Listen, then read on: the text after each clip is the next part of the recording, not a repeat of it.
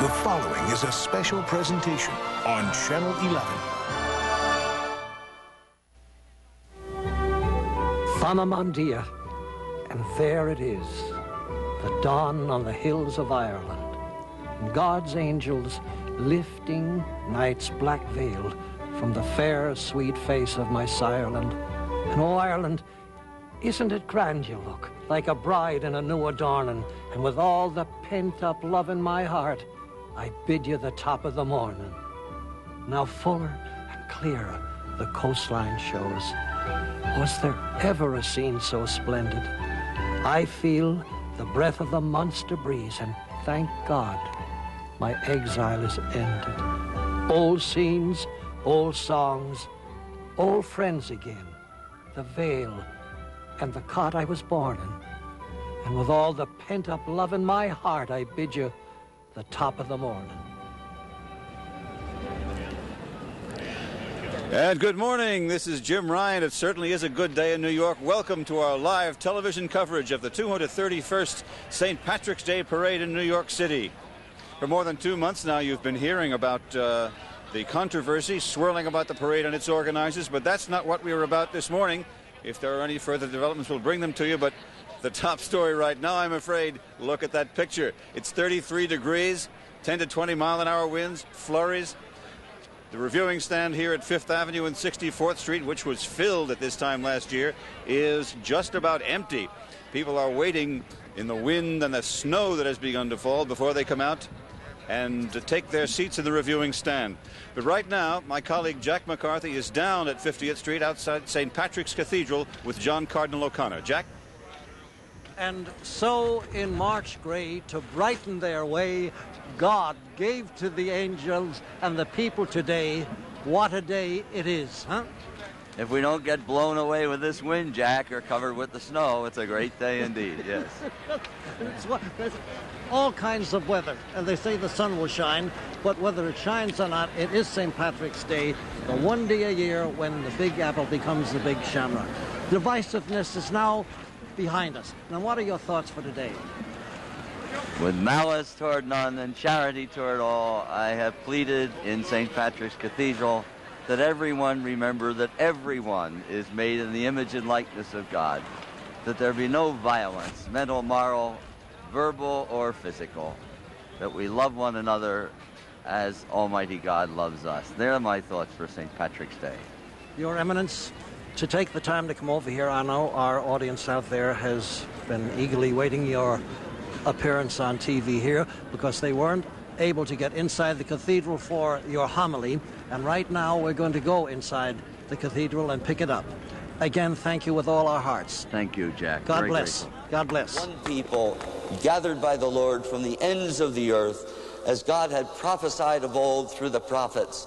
The nations shall come to you from the ends of the earth and say, how false are the idols made by our fathers. They are useless. In another prophecy, he said, I have set you as a light among the nations to bring salvation to the ends of the earth. It is among that people, I would say among you, that I want to wait for the promise made by him who assuredly never tells a lie. He makes this promise in the gospel. They shall come from the east and west and sit down with Abraham, Isaac, and Jacob. This is our faith. Believers are to come from the whole world. God bless you. And that was the homily delivered by John Cardinal O'Connor earlier this morning. There is a live picture of St. Patrick's Cathedral along the line of march, of course, on 5th Avenue, where people are starting to gather already. Our colleague Jack McCarthy is down there, waiting for the parade to come his way. And we are up here at 64th Street and 6th Avenue, right by the reviewing stand. Again, it began snowing just about a half hour ago. It is still snowing lightly as we wait for the largest, the most glorious St. Patrick's Day parade in all the world. And here with me to bring you the parade today, my able colleagues. First, Chris O'Donoghue. Chris, what you got for the folks today? Good morning, Jim. Good morning, Chris. Great pleasure for this shivering Limerick lad to be back on this, the greatest parade in the world, for the second year in a row. In 231 years, this parade has had more than its share of controversies and disputes, as well as its glories. I hope to be recounting some of those historical moments and deepen our appreciation of the parade today. As for our controversy this year, we can only hope that by this time next year, all of that will be healed.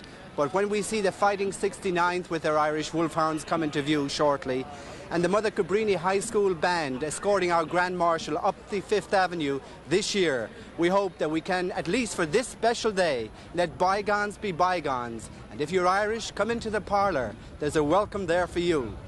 We hope this will be a warm, beautiful parade. Well, if the weather would cooperate, Chris, I think we'd be off to a good start. Well, here I am. I'm the narrowback between these two Irishmen here. Tommy Smith is on my right. Tommy, what are you going to have with the folks today? Well, it's a great pleasure, although a slightly cold pleasure, to be back here for this great occasion. And St. Patrick's Day always brings back memories of when I was a kid in Knockbridge in Ireland, and I was dispatched out to the field to gather shamrocks. The shamrocks were then placed in a special box and mailed to my relatives here in the United States. They were used in this great parade. And I arrived myself, saw my first parade, and it was the first time I had ever actually seen yellow shamrocks, because on the way here the shamrocks got slightly tarnished. It took them so long to get here. But my job now is gathering information, and I'm going to dispense it to you hopefully throughout the afternoon, and I will be taking a particular look at the Irish counties and their contingents as they march up 5th Avenue. So you never know, Jim, what way the road of life is going to lead you. You do not, and as a matter of fact, don't forget the shamrocks, because it would be better to be lucky than to be well informed. All right. We're going to take a short break right now, and when we come back, we will begin our coverage of the 231st Annual New York City St. Patrick's Day Parade.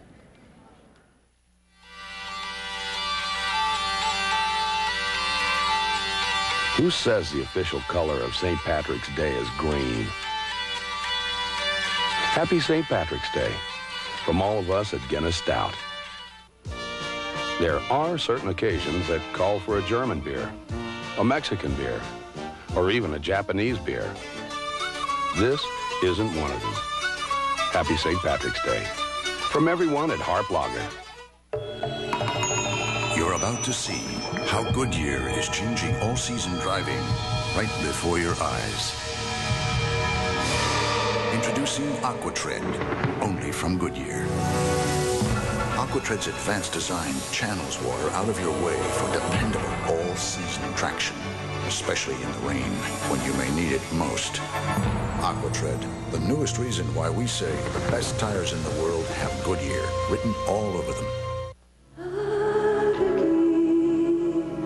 First came the Vikings, then the Normans, the Saxons. All of them found Ireland irresistible. So think what a grand time we'd show you. Especially since you'd be the only ones of the lot we actually invited. Ireland, the ancient birthplace of good times. Call 1-800-SHAMROCK. Quinnipiac College, located on the beautiful 160-acre campus in Hampton, Connecticut, offers more than 48 degree-granting programs, including such nationally recognized ones as physical therapy, international business, accounting, computer science, and mass communications. Many of these programs require internships as well as clinical affiliations with nearby Yale Medical Center. Quinnipiac College extends congratulations to the 1992 Grand Marshal, Connie Doolan.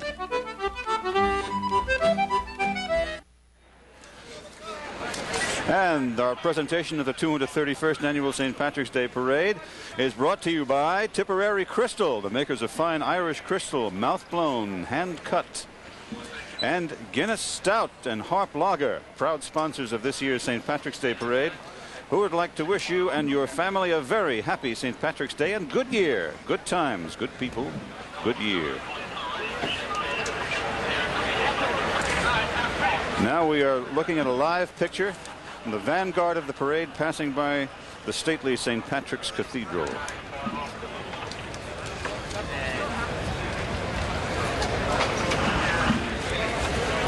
that apparent.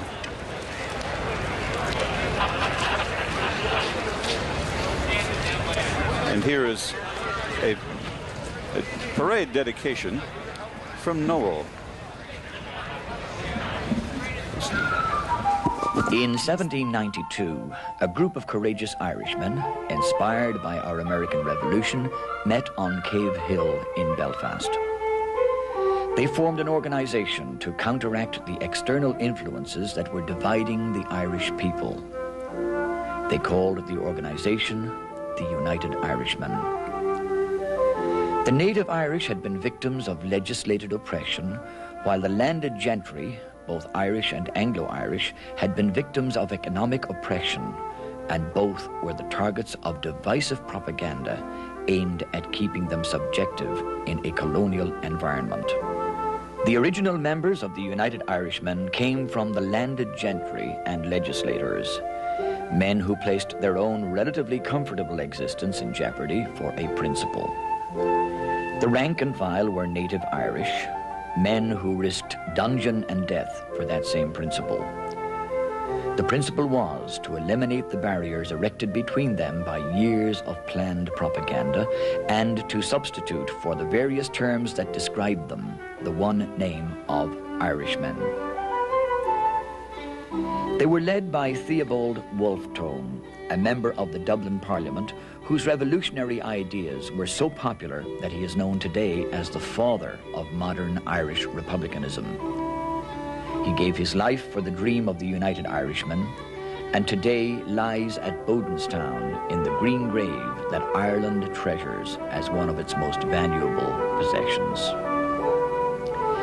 In the 200 years that have gone by, the example set by these gallant heroes has been followed by generations of Irishmen whenever they have been assaulted by outside forces. In military as well as legislative action, the Irish have banded together to keep their principles and culture intact. In all aspects of life, the central principle of the true Irishman has been unity. And the call for unity is being heard again today as we salute the gallant men of yesterday who first defined its power, the United Irishmen. And there you see the Fighting 69th, traditionally the vanguard of the St. Patrick's Day Parade, as they begin to make their way up Fifth Avenue toward St. Patrick's Cathedral, where our colleague Jack McCarthy is waiting. Chris O'Donoghue, we're going to bring you in here. The Fighting 69th is on its way. We can see it in our cameras. We also see a young lady waving the Irish tricolor. Well, smiling. You know, the Fighting 69th, Jim, I just read a recent article on them. They're trying to recruit some more Irish men with brogues like me and Tommy over there. They've gone mostly Hispanic, and they want to get some of these new Irish who've come in here in these recent years. I don't know, I think I'll pass myself. What about you there, Tommy? Well, interestingly enough, as we look at the Fighting 69th, the Irish Brigade are on double duty because they have marched in the Dublin Parade in Ireland, and it's the first time they have ever marched there. They have gone to honour the memory of the many Irish who give their lives in the service of the United States, and they will march a little later in the New York Parade, and they will be marching with County Waterford, brave matter of the sword, for so light in Waterford. And the Irish Brigade Association are now back at Fort Schuyler in the Bronx. Our comrade down there, Liam Murphy, informs me, and they are really enjoying it. So the Irish Brigade on double duty as we watch the Fighting 69th as they pass St. Patrick's Cathedral. Now, should I get in trouble the way I did last year with... I said that Jimmy Cagney played a part in the movie. Boy, you better be careful. I'm not going to say it this year. But we have been neglecting our colleague Tim Malloy, who's going to be roaming the sidelines of the parade throughout the morning and afternoon. And right down, Tim is down there with one of the movers and shakers of the St. Patrick's Day Parade, Mr. Ed Kirk. Tim. Hey, Jim.